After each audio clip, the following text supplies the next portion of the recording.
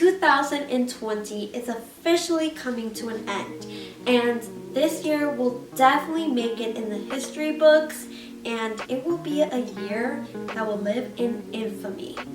So I know for myself, in the beginning of the year, it was pretty hectic when we learned about the fact that we were living in a global pandemic.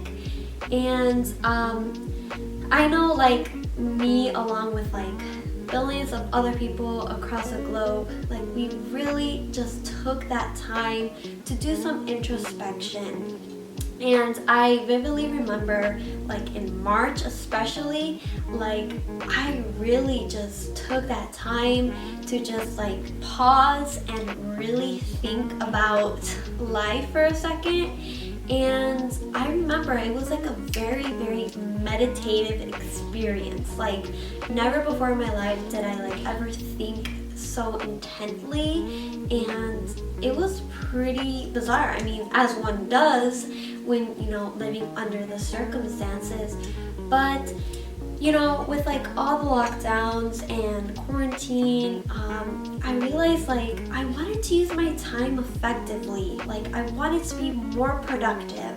So that's when I, you know, studied more literature, and I tried to hone in on my French and really just learn as much as I can, because I genuinely love to learn new things. So I feel like I just, really wanted to use my time like productively, and that's why I read more. So if you're interested to know all the books I read in this crazy year of 2020, then please keep on watching. The first novel that I'm going to be talking about today is Atlas Shrugged. So Atlas Shrugged was written by Ayn Rand. She is a big proponent for business, and that is very evident in the novel. It is a big one. It is like 1,000 pages plus.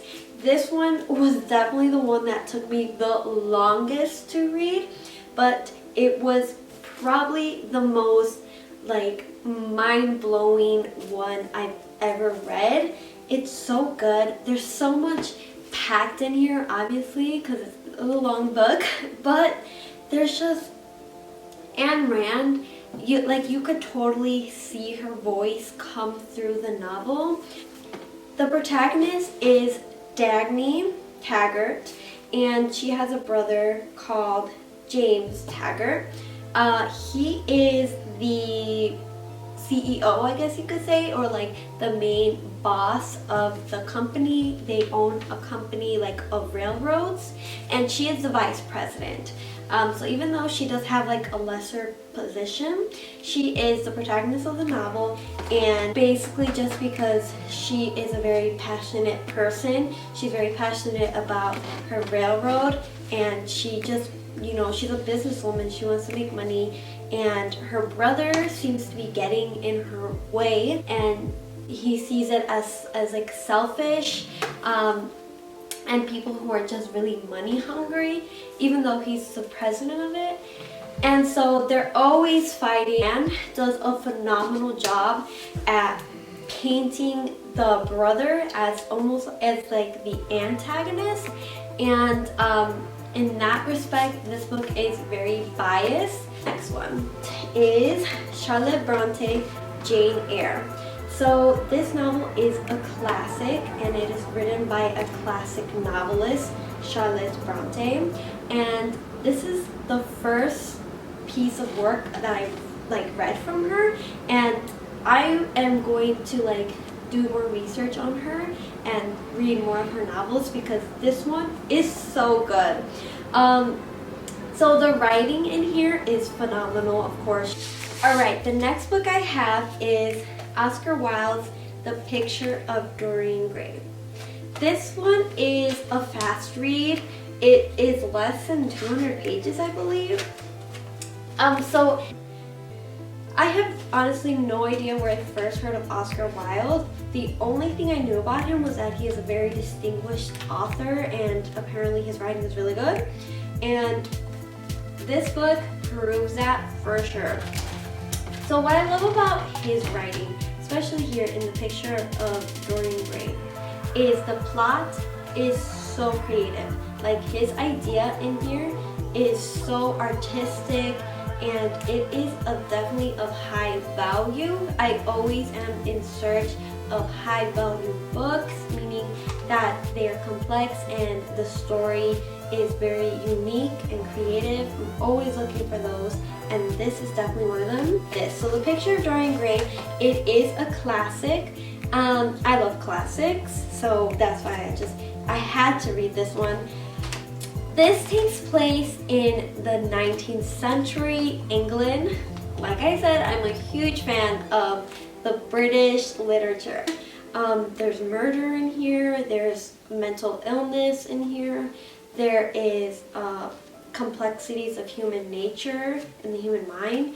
So basically we have Dorian Gray. He is like the muse of Basil.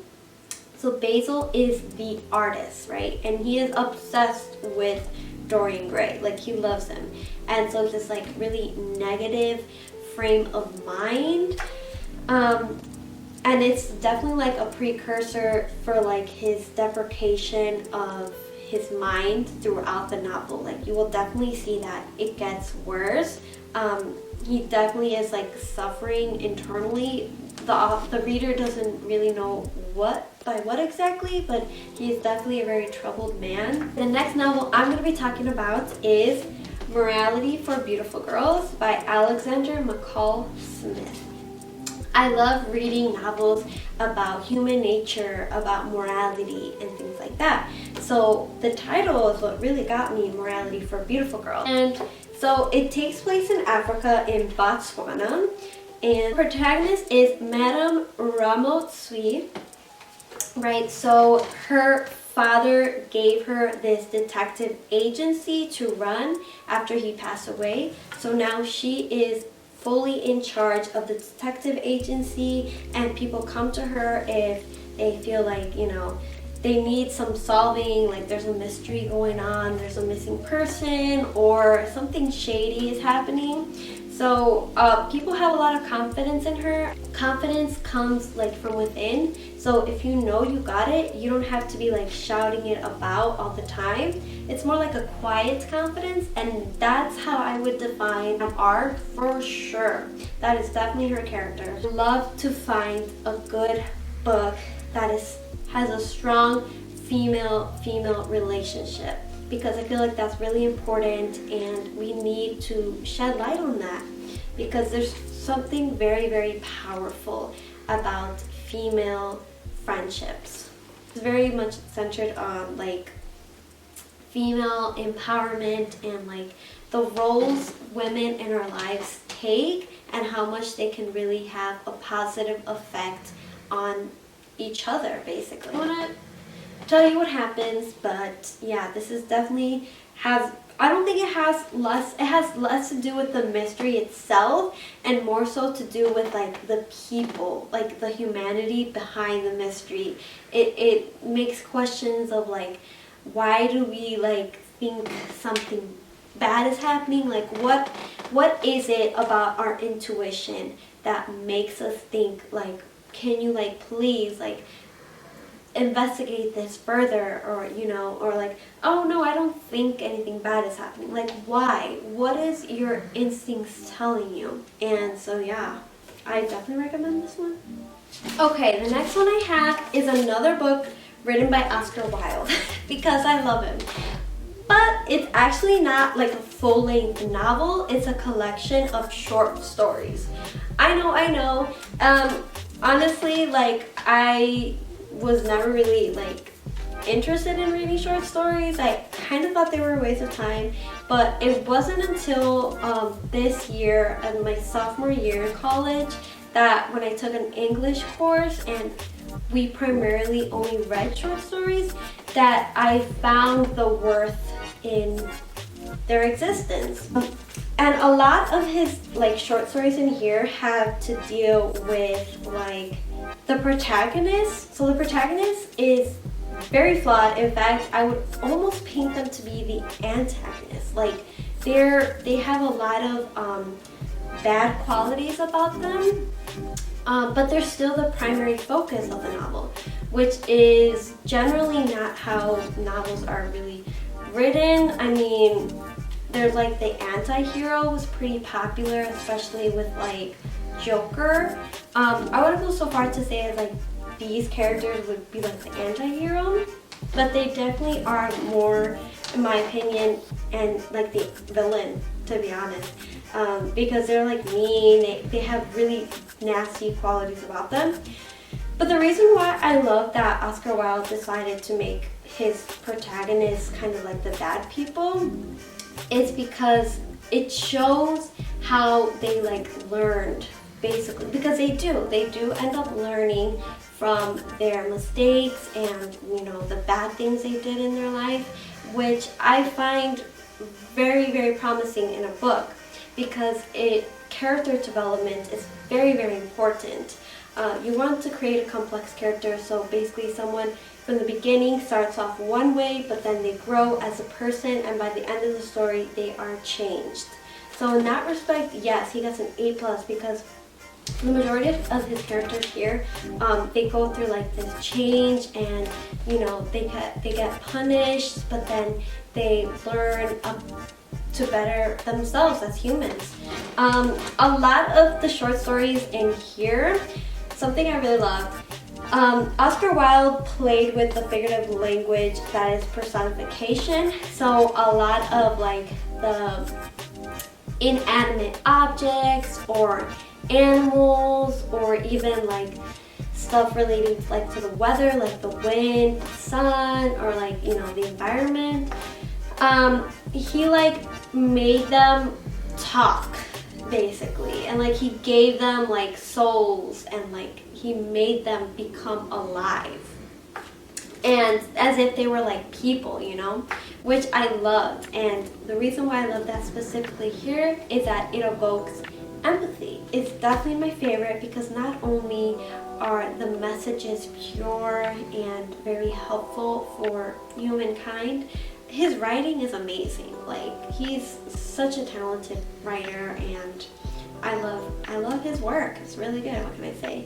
And the next novel I want to talk about is Rage of Angels by Sidney Sheldon, I believe. So this book is a #1 bestseller, so that's awesome for him. So the story centers around a female protagonist who goes by the name of Jennifer Parker.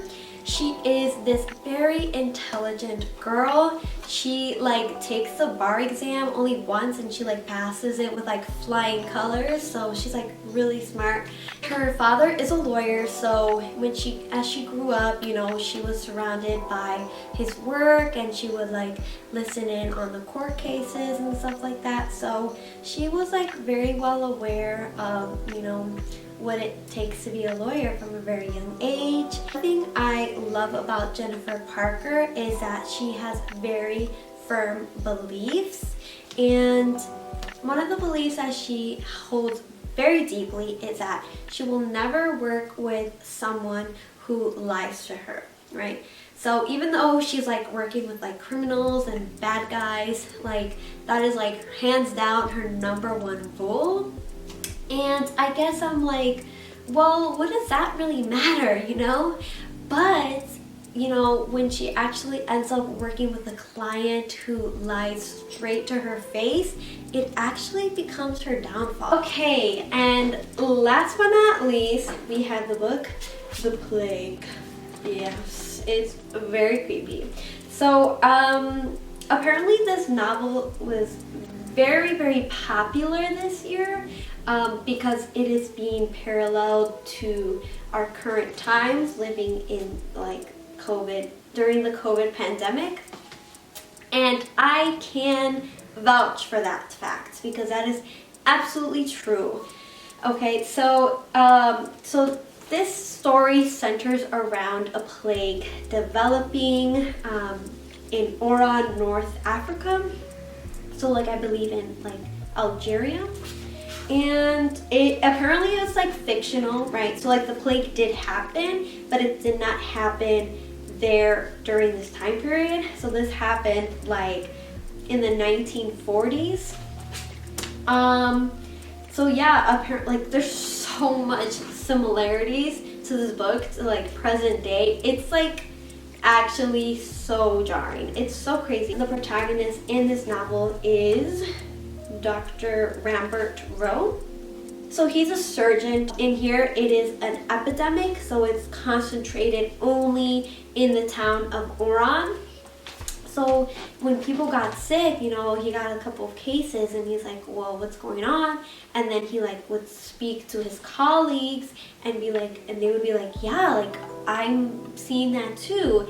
And then eventually they came together and had like a meeting with like, you know, the government, and they were like, so we don't know what this is exactly.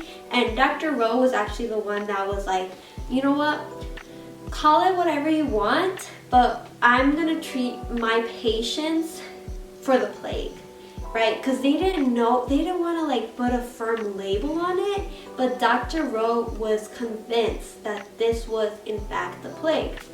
A lot of this has to do with like the humanity and like the human condition. So like, how do humans react like on a social level, right? And one thing I found really interesting was that when they first, like when the news about the plague being like transmitted about, being like contagious and stuff around the town, people were like, okay. So they were like not even scared about it. They were like, it's not a big deal.